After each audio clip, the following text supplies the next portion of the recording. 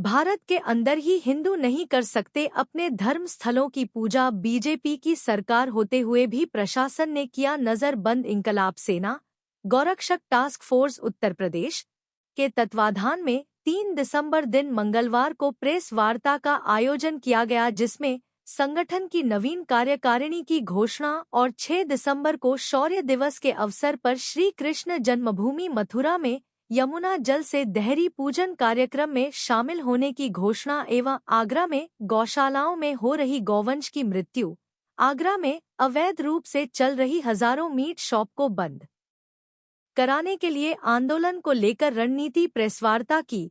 साथ ही धर्मेंद्र पथौलीवाला ने बताया कि अखिल भारत हिंदू महासभा की मथुरा की जिलाध्यक्ष सुश्री छाया गौतम जी को उपस्थित होना था व कार्यकर्ताओं को पुलिस ने मथुरा में नजरबंद कर दिया है, जिससे वो प्रेस वार्ता में नहीं आ सके। साथ ही इंकलाब सेना गौरक्षक टास्क फोर्स उत्तर प्रदेश के प्रदेश अध्यक्ष पंत धर्मेंद्र पथौलीवाला, संरक्षक राहुल चौधरी जी, महामंत्री कृष्णपाल जी, जिलाध्यक्ष सुंदर दास जी व अन्य वरिष्ठ पदाधिकारी मौजूद रहेंगे।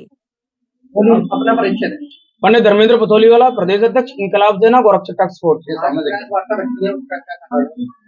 सब प्रेस वार्ता रखने का सीधा सा उद्देश्य है, हम लोगों के द्वारा एक नारा दिया गया था 6 दिसंबर शौर्य दिवस के अवसर पर मथुरा में जो श्री कृष्ण जन्मभूमि है वहां जाकर हम लोग यमुना जल से श्री कृष्ण जन्मभूमि का देहरी पूजन कार्यक्रम करना चाह रहे थे, जो कि बड़ा ही शांतिप्रिय कार्यक्रम था।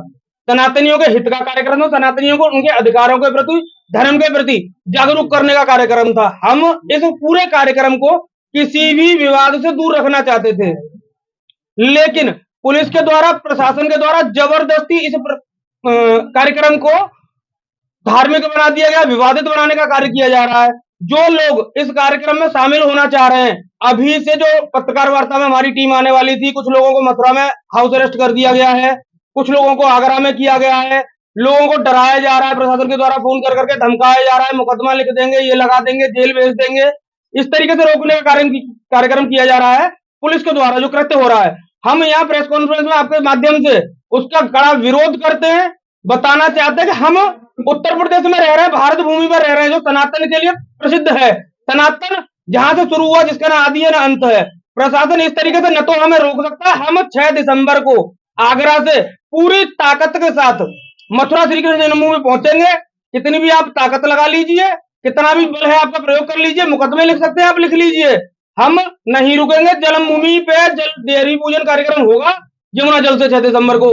लेकिन वही एक पीड़ा हमारी और है, जितना ध्यान प्रशासन का, सरकार का, पुलिस का हम लोगों को मथुरा जाने से रोकने पर है, उसका 10% ध्यान भी अगर इन्होंने, जो देसी शराब के, अंग्रेजी शराब के ठेके सरकारी उठाए जाते हैं, उनके बगल में 6-6, 7-7 दुकानों पर खुलेआम शराब पिलाई जा रही है, उनके लिए हम ज्ञापन लगातार दे रहे हैं, थोड़ा सा ध्यान उन पर दिया जाता।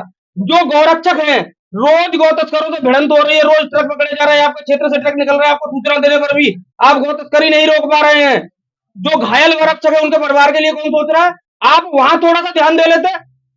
अवैध मीट की दुकानें आगरा में 80% मीट की दुकानें अवैध चल रही, जिनके पास ना कोई लाइसेंस है, और जिनके पास लाइसेंस है उनमें से 2 दुकानें भी जो तय मानक है सरकार के, उनका न पालन कर रही हैं।